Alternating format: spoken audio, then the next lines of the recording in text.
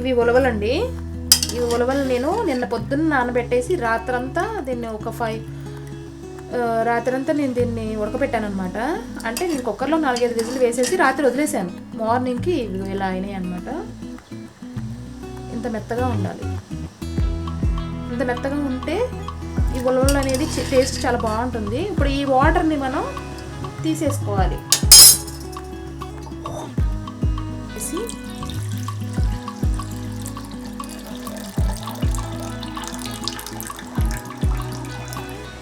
ఈ ఉన్న ఉలవల్లో నుంచి సగం ఉలవల్ని మిక్సీ పట్టి పేస్ట్ చేసుకోవాలి. మొత్తం అంతా వేసుకున్నా పర్వాలేదు, కానీ నేను మొత్తం వేయను, ఎందుకంటే టేస్ట్ బాగోదన్నమాట. అందుకని సగం ఉలవలు మాత్రం నేను పేస్ట్ చేసి తీసుకొచ్చి దీంట్లో కలుపుకుంటాను. ముందుగా దీన్ని పేస్ట్ చేసిన తర్వాత మీకు చూపిస్తా.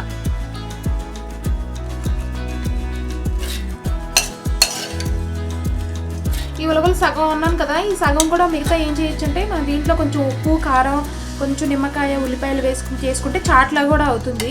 ఇలా చాట్లాగా కూడా చేసుకుని తినచ్చు. ఇవి మంచిది, చాలా మంచిదండి హెల్త్కి అయితే. ఇది అవి చాలు మనకి. దీంట్లో కొంచెం వాటర్ ఉన్నాయి, ఆ వాటర్ కూడా పంపేద్దాం. పేస్ట్ని దీంట్లో వేసి మంచిగా పైన ఏమైనా పీస్ లాంటివి ఏమైనా ఉంటే రాకుండా అనమాట.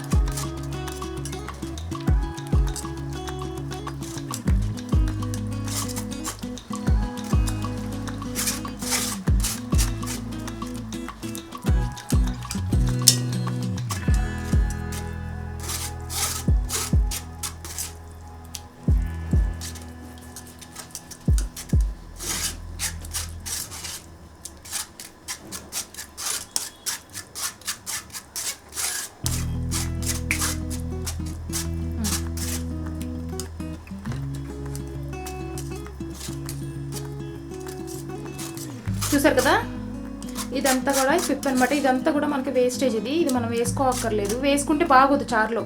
అసలు వాటర్తోనే చేస్తారు, కానీ ఆ చిక్కదనం మనం ఇన్ని పెట్టుకుని అన్ని వాటర్కి ఇంత అవుతాయి చారు. అందుకని చెప్పేసి నేను ఇలా కొంచెం చేస్తూ ఉంటాను.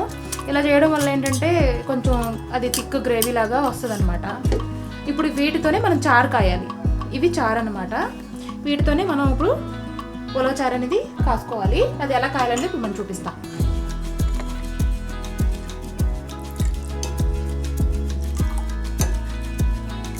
చాలాసేపు మరగాలి. మరగటం వల్ల టేస్ట్ అనేది బాగుంటుంది. ఇప్పుడు ఎలా చేయాలో చూద్దాం.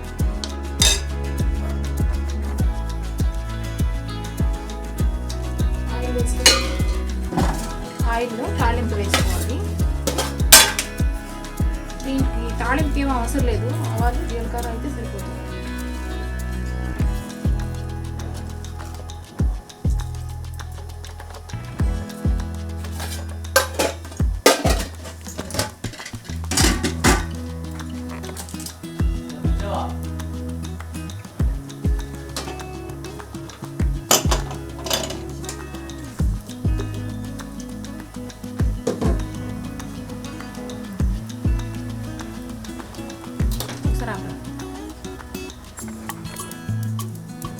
ఎల్లుల్లిపాయలు,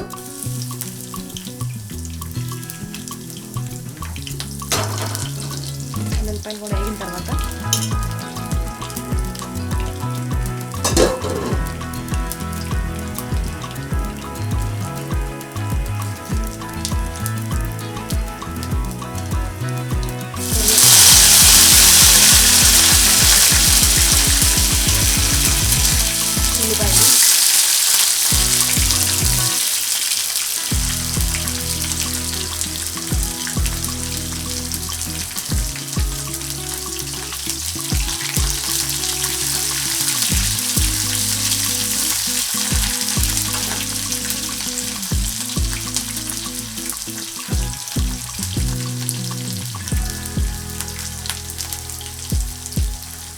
అనమాట.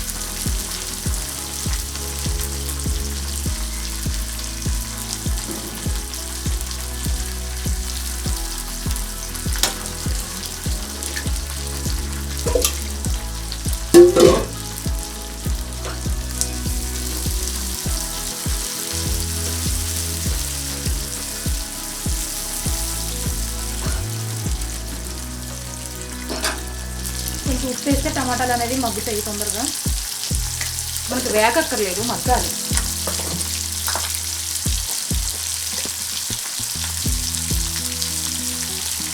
ఫస్ట్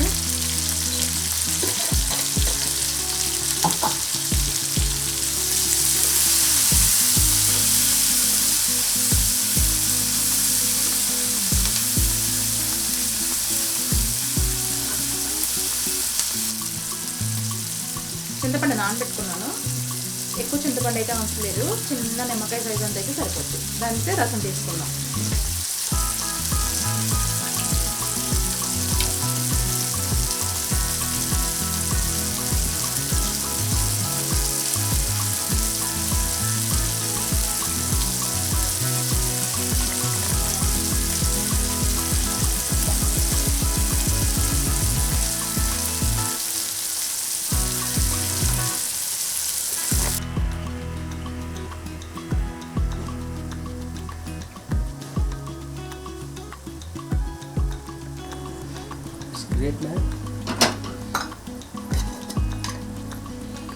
కారం వేయడం మర్చిపోయాను. ఒక స్పూన్ కారం వేసుకోవాలి.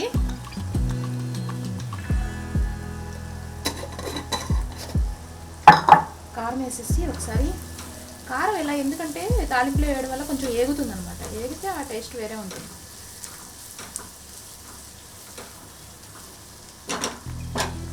కారం వేసిన తర్వాత చింతపండు పులుసు,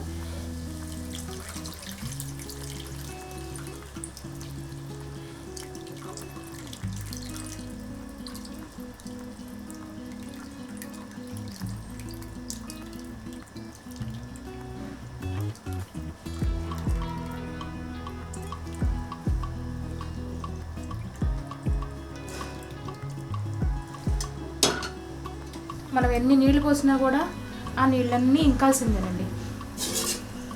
చారులు మరిగితేనే ఆ టేస్ట్ వేరుంటుంది.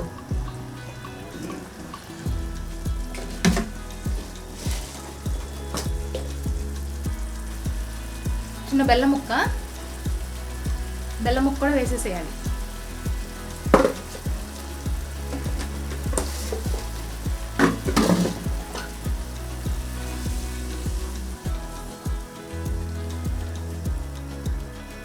ఇప్పుడు చారు కూడా, ఇప్పుడు మనం ఉలవలు నీళ్ళు పెట్టుకున్నాం కదా మనం పేస్ట్ చేసుకుని, ఆ ఉలవల నీళ్ళు కూడా దీంట్లో పోసేసుకోవాలి.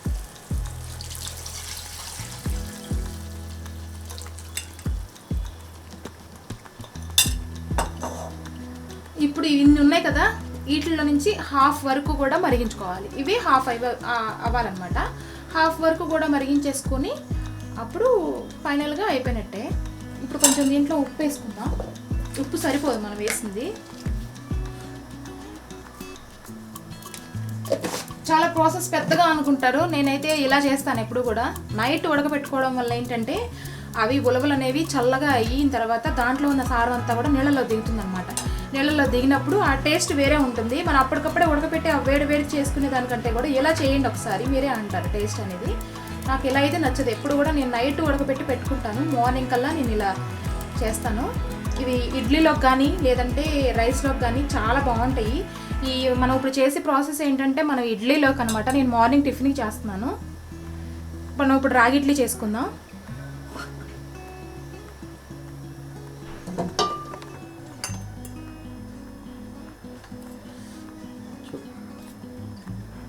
రాగి పిండి వేసుకుంటున్నాను. ఇడ్లీ పిండిలోనే రాగి పిండి వేసుకోవాలి.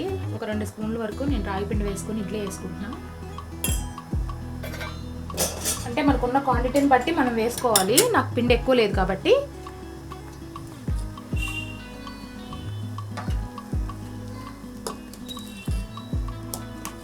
మీకు కొంచెం టైట్గా అనిపిస్తే కొంచెం వాటర్ కూడా పోసుకోవచ్చు.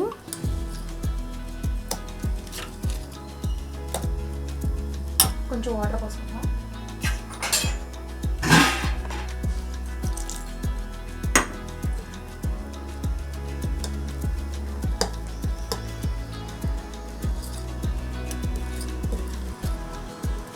ఇంతేనండి, ఇది రాగి పిండి అనమాట.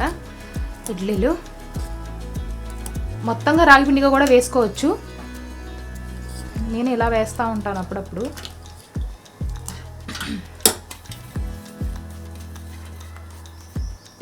ఇప్పుడు మనం ఇడ్లీ వేసేసుకుందాం. ఆల్రెడీ నేను ఉప్పు వేసుకున్నాను.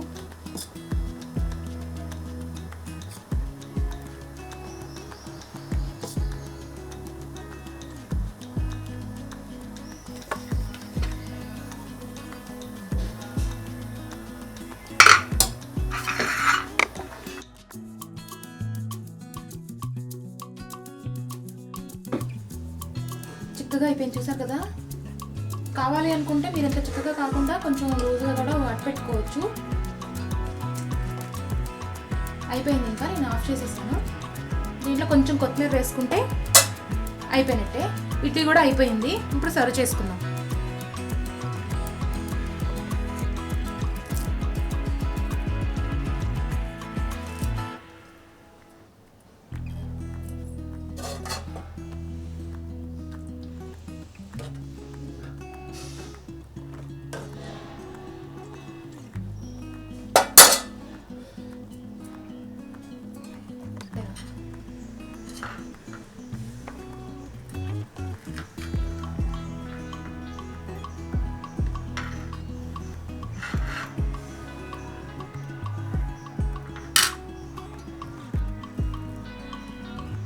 సరిపోతాయి 4 గంటలు.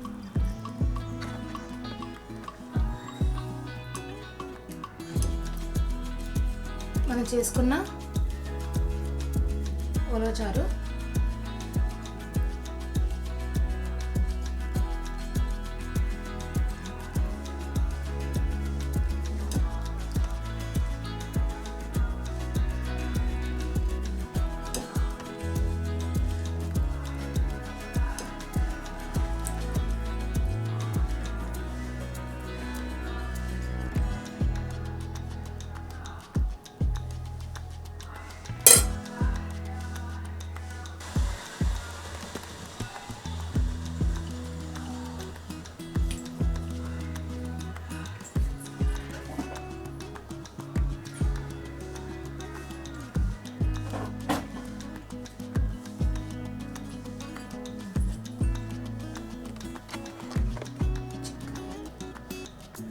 చాలే పొయ్యికి ఎక్కువైంది ఇప్పటికి.